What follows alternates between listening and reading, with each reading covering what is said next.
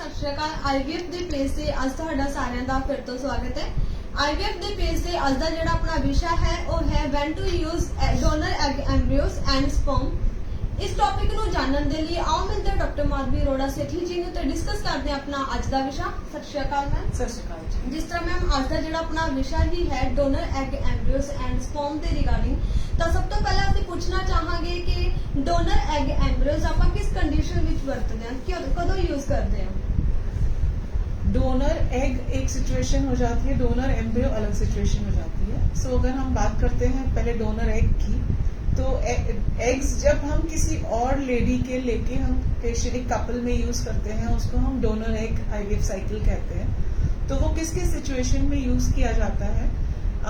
जब patient suppose 40-45 की as के बाद की एज है एंड मेनोपॉज हो चुका है, एग्स नहीं बन रहे हैं बॉडी में, ऐसी सिचुएशंस में, या फिर दूसरी सिचुएशन रहती है कि अर्ली एज ही है, 30-35 तक है, इवन 20s में भी है, लेकिन AMH is very poor, may be poor ovarian reserve या प्रीमेच्योर ओवेरियन फेलियर जैसी कंडीशंस में, उस ऐसी कंडीशन में एग बाहर से लेना पड़ता है।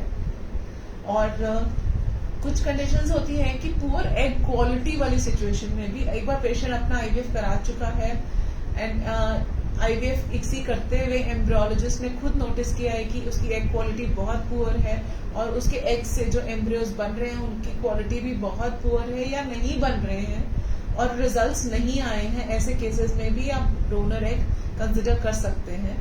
इवन PCOD पेशेंट्स जिनका सिवियर कैटेगरी वाला PCOD रहता है, हार्मोनल इम्बैलेंस इतना ज्यादा है कि कितना भी हम स्टिमुलेशन के लिए इंजेक्टेबल दे दें, एक एडिक्वेट रिस्पांस नहीं आता, और अगर रिस्पांस आ भी जाता है अगेन उस केस में एग क्वालिटी बहुत ज्यादा अफेक्ट हुई होती है, तो उस केसेस में भी हमें डोनर एग की तरफ जाना पड़ सकता है। अगर हम एम्ब्रियो की बात करें, एम्ब्रियो एग और स्पर्म दोनों को मिला के बनाया जाता है, तो उन सिचुएशंस में जिसमें एग में भी प्रॉब्लम है और स्पर्म में भी प्रॉब्लम है, तो ऐसे केसेस में डोनर एम्ब्रियो कंसिडर करना पड़ता है। जैसे कि एग वाली सिचुएशन जो हम डिस्कस कर चुके हैं, एम्ब्रियो हमें फिर समझ में आ जाएगा जब हम स्पर्म वाली सिचुएशन डिस्कस करते हैं। ਜਿਵੇਂ ਕਿ ਹੁਣ ਤੱਕ ਆਪਾਂ ਨੇ ਜਾਣਿਆ ਹੀ ਹੈ ਕਿ ਡੋਨਰ ਐਗ ਐਂਬਰੀਓਸ ਕੀ ਹੁੰਦੇ ਨੇ, ਕਿਸ ਕੰਡੀਸ਼ਨ ਦੇ ਵਿੱਚ ਆਪਾਂ ਯੂਜ਼ ਕਰਦੇ ਹਾਂ, ਤਾਂ ਆਪਣਾ ਜਿਹੜਾ ਅਗਲਾ ਸਵਾਲ ਹੈ ਉਹ ਹੈ ਇਹ ਹੈ ਕਿ ਮੈਮ डोनर स्पर्म ਆਪਾਂ कਦੋਂ यूज करते हैं? डोनर स्पर्म हम ऐसी कंडीशंस में यूज करते हैं, अगेन या तो स्पर्म काउंट कंप्लीटली एब्सेंट है, नॉन ऑब्स्ट्रक्टिव एजोस्पर्मिया है जिसको हम एजोस्पर्मिया कहते हैं, और या फिर ऐसी कंडीशंस में कि स्पर्म है सिवियर ओट्स जिसको कहते हैं सिवियर ओलिगोएस्थेनोटेरेडोस्पर्मिया की काउंट भी कम है, मोटिलिटी भी कम है, मॉर्फोलॉजी भी पुअर है, और पहले ट्रायल कर चुके हैं, मल्टीपल 1 और 2 ट्रायल्स हैव बीन डन कि अपने ही स्पर्म से प्रेगनेंसी करने की, लेकिन रिजल्ट हासिल नहीं हुआ है। तो ऐसे कंडीशंस में भी हम डोनर स्पर्म की तरफ जाते हैं।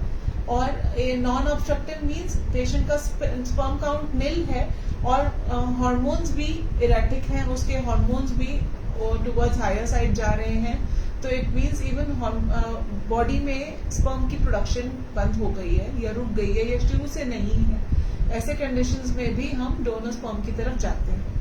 ऑब्स्ट्रक्टिव एजोस्पर्मिया में हम टीसा या पीसा से स्पर्म्स अचीव कर पाते हैं काफी हद तक, लेकिन अगर उस केसेस में भी स्पर्म क्वालिटी बहुत पुअर है या स्पर्म मिल तो जाते हैं लेकिन उससे जो एम्ब्रियोज बन रहे हैं उनकी क्वालिटी बहुत पुअर है, उस कंडीशन में भी हम पेशेंट को एक सेकेंड प्लान की तरफ काउंसिल कर सकते हैं कि पेशेंट डोनर स्पर्म ले सकता है।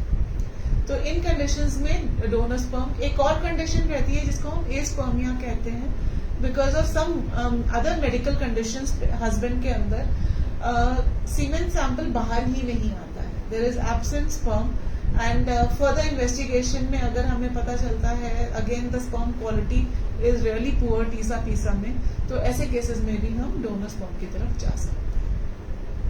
ਇਸ ਤਰ੍ਹਾਂ ਹੀ ਤੁਸੀਂ ਦੇਖ ਹੀ ਸਕਦੇ ਹੋ ਕਿ ਅੱਜ ਦੇ ਵਿਸ਼ੇ ਦੇ ਵਿੱਚ ਆਪਾਂ ਨੇ ਜਾਣਿਆ ਹੈ ਕਿ donor egg and donor sperm ਕੀ ਹੁੰਦਾ ਹੈ, ਕਿਸ ਕੰਡੀਸ਼ਨ ਦੇ ਵਿੱਚ ਆਪਾਂ ਯੂਜ਼ ਕਰਦੇ ਹਾਂ। ਤਾਂ ਨੈਕਸਟ ਟਾਈਮ ਤੋਂ ਫਿਰ ਤੋਂ ਮਿਲਾਂਗੇ ਇੱਕ ਨਵੇਂ ਵਿਸ਼ੇ ਦੇ ਨਾਲ। ਤਦ ਤੱਕ ਲਈ ਸਤਿ ਸ਼੍ਰੀ ਅਕਾਲ। सत श्री अकाल।